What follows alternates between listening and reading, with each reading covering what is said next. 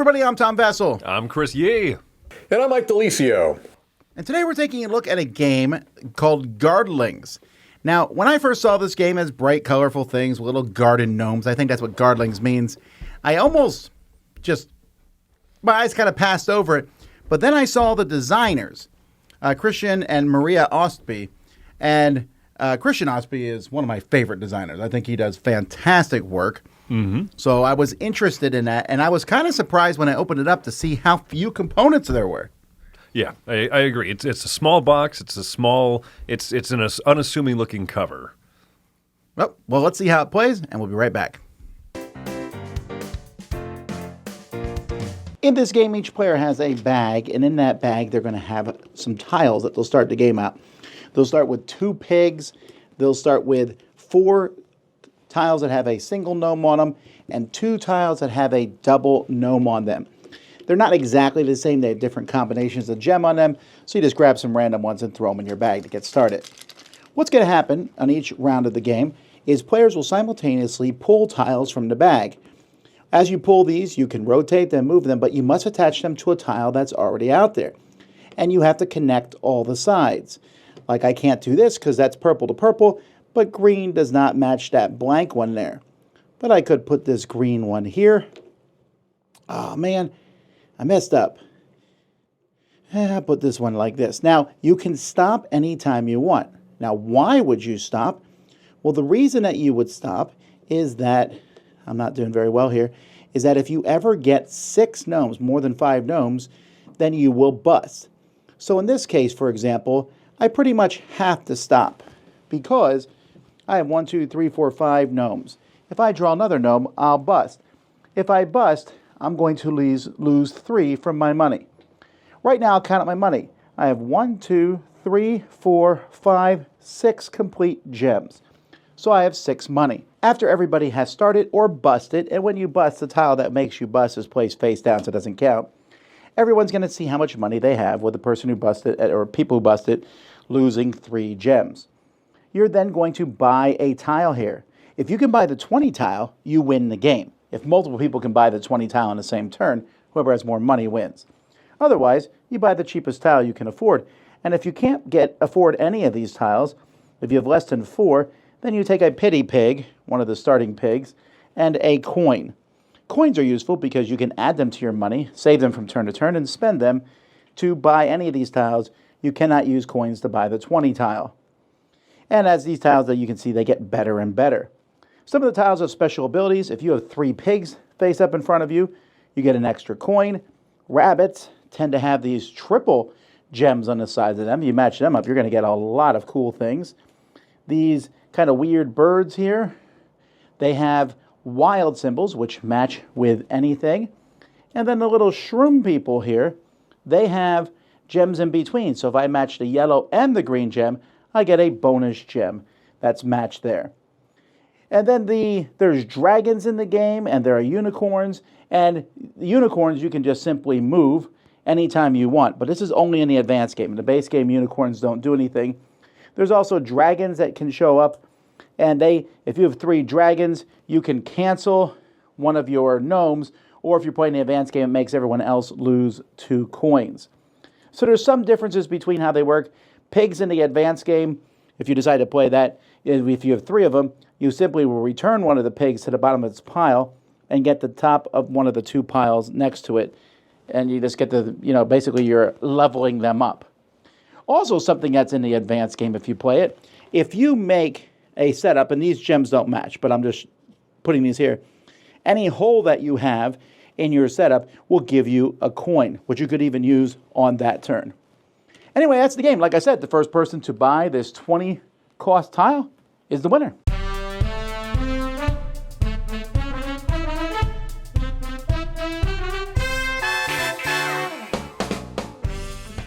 All right, this is an easy, I'm not always a big fan of using a game to describe another game. You almost have to here, though. But yeah, because this is Quacks of Quedlingburg, but tile placement. I mean, don't get me wrong, it's very different once you get past that, but it has that same idea of pulling things from a bag until you bust, or stopping before you bust. And it's much faster than that. So, yeah, what'd you all think of it? You know, why don't we start with Mike? Oh, well, let's start with me. So, yeah, it's inevitable, right? It's inevitable that you're going to make that comparison. To me, it's people talk about Quacks of Quedlinburg as being a pretty basic bag builder. And I think this is even more basic than Quacks of Quedlinburg because you don't have the special power cards that kind of change things up. This is a pure push your luck tile placement bag building game, right? And so I think that it's even a more pure experience than Quacks for some better, for some worse. We'll see. I agree. It's simpler. Tiles do fewer wacky things. There are a few things that each group of tiles does, but there's not as it's less of a and I don't often describe Quacks this way, but strategic experience. With Quacks, you really have decision of what you build your deck composition with, and in this one, there is a little bit of that. But you don't have to. You can play it where you just say, I have a lot of those triple gems. Let me just buy a lot of tiles that also have triple gems, and I can make those kind of cohesively work together. So you can play it a little bit more thoughtful, or you can play it a little bit more fly by the seat of your pants. Sure, but if you have a 10, let's say you have 10, you're going to buy a 10 tile, not a 7. So you have two choices to pick from. So you buy one of those two. And again, I don't mind this, but that is there. One thing I do find interesting is they have basic and advanced, and when I first played, I was like, who cares? Advanced. But even though there's only a few rules differences, I could see a lot of people just playing the base game. I'm okay with the advanced. I think the advanced I like a little better because I think it's a little bit more punishing if you bust. And I want people to think, because if you just lose 3 gems, there comes a point in the game where you're like, well, if I bust, it's -3. Not that big of a deal. Half is a bigger deal. The bigger you are, the bigger a deal it is. Yes. Right. The farther. The only thing I don't like is, and I would play in the advanced game, the dragons take 2 gold from everybody else, and in the basic game, they cancel one of your gnomes. I'd way rather play that way to get rid of one of my gnomes. I was going to say exactly that. Like, to me, the advanced game is a little bit more take that. It just is with that rule. Right, but that's significant, right? Because I've played games where someone's sole strategy was, I'm getting a bunch of dragons. And that can really drag out the game if that person does nothing but draw dragons and take away gems from the leader. So I personally like the advanced sides for all but the dragon. So you can do that, though. There's really No, the rules actually say you could do that. Yeah, exactly. So that's how I would choose to do it. For me, there's a few things that make this game a little less fun for me. I think one of them is, on that advanced side, everyone has fewer coins. Like, well, you didn't really earn anything. You just kind of prevented me from earning something. I don't love that feeling. The other thing is, I really dislike the feeling of the first tile you draw is a double gnome. That doesn't bother me. Those tiles aren't inherently better, and I think that one of the things, a comparison to Quacks of Quedlinburg, which I am undoubtedly the person at this table in this discussion that likes Quacks of Quedlinburg the least. But when you first draw and you draw 2 or 3 of your cherry bombs, you're just going to have a bad round. And I found that with this game too. Multiple times, not just me, but other people at the table pull out a double gnome. And they go, well, all right, it's not like this tile is great, it's just bad to start with. They pull out their second tile, and it's another double gnome. And it just kind of takes the breath out of one of the rounds of this game for whoever is suffering from that. And it's not like everyone is going to have that happen to them. No, but I think the game is short enough that I don't see that to be a problem. When this game gets cranking, to me, it's 20 minutes. So, yeah, I busted. I don't care. Mm-hmm. But I won't pretend that is the most complained about feature of the game, for sure, from people. Yeah, and I'd echo it in the plays that I had of it as well. I mean, I don't really think it is rare that a double gnome comes out first, because I've seen it happen time and time again. Well, by very math, it's going to happen. No, but I'm saying I've seen that happen to multiple people in the same round. And it's this weird thing where I guess that's part of push your luck, right? Is that your bag grows, but your gnomes don't, right? You start with, 6, 8, somewhere in that range, and those never go up. But I'm telling you, it feels like the bigger your bag get, the more gnomes you get, because no matter what, you're pulling those things. I'm understand, but I'm saying from feeling wise, right? Feeling wise. But again, that's a push your luck thing. I didn't find it to be a huge issue. Honestly, I was more put off by the negative dragons than I was by the gnomes. That's part of push your luck. And sometimes you are going to have a bad round, but it is quick enough. I don't think it's a huge issue. At the end of the day, though, it's a very simple game. I like that the starting tiles are different for everybody slightly, so you can have the bags pre-made. Just grab a bag randomly and play it. I love the upgrading a pig to the next level. That's an advanced role, but that just feels fun. And the moving a unicorn is so powerful and so cool. But so are the other special abilities, I think, the wilds, the different things. But I think it's pretty easy to play. It's not going to be for everybody. And in fact, I'm curious what your rating is. So my rating, I suspect I'm coming in the lowest on this one. I'm giving this one a 6.5. I have the same frustrations I have with certain push-your-luck games like Quacks at Quedlinburg. And it was when we played the game Invincible, the hero-building game, that I was able to click in my mind what it is I like about certain push-your-luck games versus others.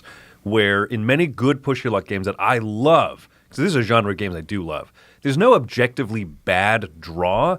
There just maybe is something that, you bust if you have two of the same suit. But every suit in the game is equally good.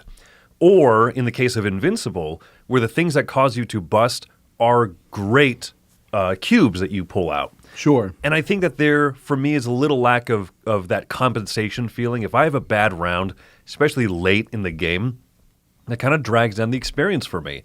Or someone who is having a bunch of bad rounds wins by just hitting the 20, incidentally. I don't love those parts. But the general loop of the game is fun. I'm giving it a 6.5 because while I have those complaints, I do like the fact that it is quick and it's punchy, and the fact that you're doing a miniature tile-laying game every time. Right? Every round, you then wipe it and reset it. You're not, if you've played a lot of tile-laying games, you gradually build out over the course of 45 minutes. And you get to do that in like 20 seconds. Pull out tiles, and you make this, interesting. I made holes, I made all these things that are going to serve me. Wipe it, and we'll just keep doing that again and again. So it's fun, but just a little bit short of a recommendation for me, 6.5. Mike? Yeah, we haven't talked about how it looks, and so I'll just quickly say I think it's ugly. I don't like the cover. I'm not a huge fan of the look of the game, but that being said, I brought it up just because I do think it's ugly, but I do recommend the game. I'm giving this a 7. I think that the core loop is satisfying to me. I understand what you're saying, Chris, but I think a little bit more forgiving of push your luck games that do where the busts matter, right? Where the busts really, they mean that you really feel like you're pushing your luck, and I feel that in this game. I'm very hesitant to continue pulling when I've got 4 gnomes out there, and that's the way I think a push your luck game should feel in most cases, especially one as pure as this. So I don't think it bothered me quite as much as you. There were certain aspects that I've already mentioned that I didn't love, but overall I recommend the game. It's fast. You can have some great turns that feel really good. I like the mitigation of the coins, being able to add to the value you have to get a better tile. So overall, a 7 out of 10. Recommend it. Not going to be the first push-your-luck game I probably go for, though. I really enjoy this one. I think when Mike said ugly, he meant garish. No, but that's so. I don't think it's like gorgeous, but I like the bright colors, and it helps with the gems. This one I'm giving an 8 to. I just find it to be really fun. It's fast, it's simple, it's easy to pull the tiles out of a bag and play. And I think for those who like that satisfaction of connecting tiles, it doesn't seem like there's a lot of games that let you do that, honestly. And sometimes, like you say, they're slow. Carcassonne, I connect the tile. Now I got to wait till my turn. Here, I'm just like, ooh, I'm building up these and connecting. And when you draw that perfect match that you've set up, even though I would imagine most people, if they're like me, don't remember your tiles in your bag, you're like, I sure hope there's a purple next to a pink.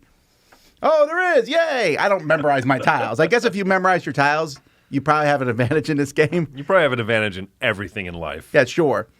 And then making a little thing and making those holes to give you the coins. The coins is a nice catch-up feature, and I think it's a great thing that you can't use them to get the 20-point tile. because then people would cheese the snot out of that. Oh, yeah. But I hear your complaints. I understand them, actually. But it's short and fun and silly. And this is a game I just like teaching people. And I think it works well for families. So that's why I'm giving it an 8. And that is Gardlings. Now, try to remember the name. The number of people I talked to came up to me and said, what was that game called again? No one can remember Gardlings. But anyway. You shouldn't. No, it could have had a better title. Yeah. Title. A title. Anyway, I'm Tom Vassell. I'm Chris Yee. I'm Mike DeLisio. We'll see you next time.